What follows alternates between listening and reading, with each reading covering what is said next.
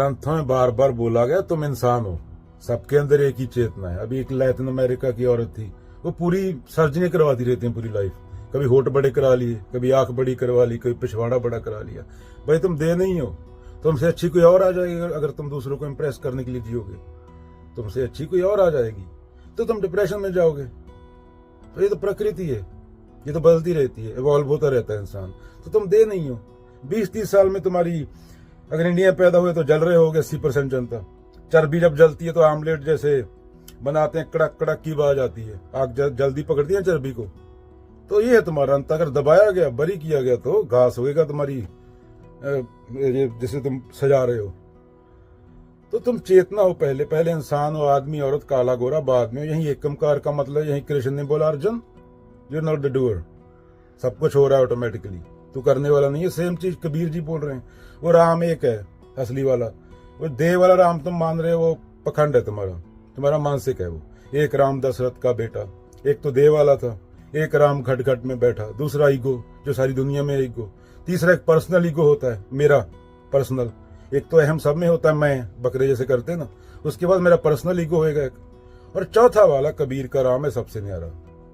तो बार बार बोला गया तुम दे नहीं हो, ना हम देहासमी, तुम सत्य हो खुद।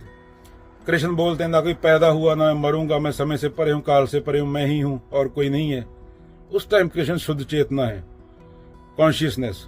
तो सेम बात बार बार बार बार बार बार रिपीट बोली जा रही है। बुद्ध बोलते हैं अपो दीप भव, अपनी जोत खुद बनो। अब तक तुम्हारी आइडेंटिटी है, जब तक तुम पकड़े हो चीजों को छोड़ना पड़ेगा, चीजों को जाने देना होगा। औरतों की बात कर रहा था, पहले औरतें क्या थी, पहले उनको गुलाम बना लिया जाता था। एक राज्य दूसरे राज्य पे हमला करता था तो सिपाही लोग लड़के थक जाते थे तो औरतें उठा के ले जाते थे, तो उनके साथ सेक्स करते थे रात को, यही होता था। उसके बाद सती प्रथा जैसे चालू हो गया। उसके बाद ये रसोड़े में घुसेड़ दी गई पूरी औरतें। अभी औरतें थोड़ा बाहर निकल रही हैं, अभी पंखे पड़ रहे हैं।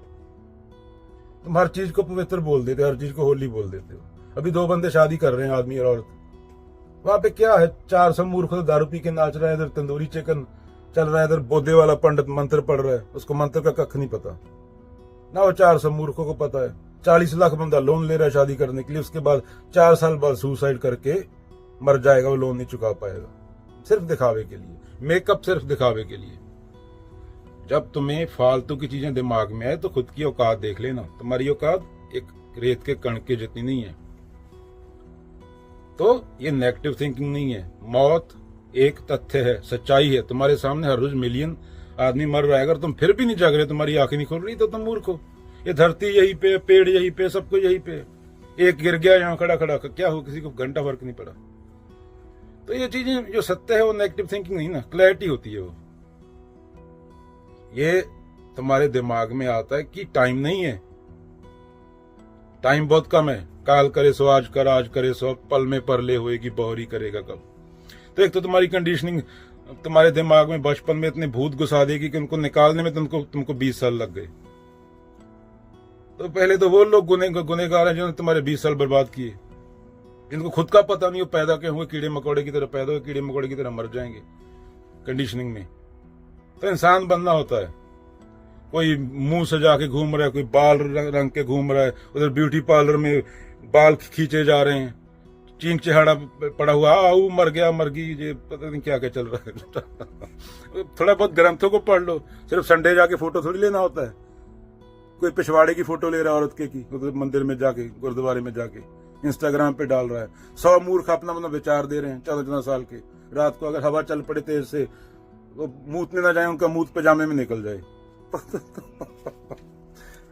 14 साल का बच्चा भगत सिंह और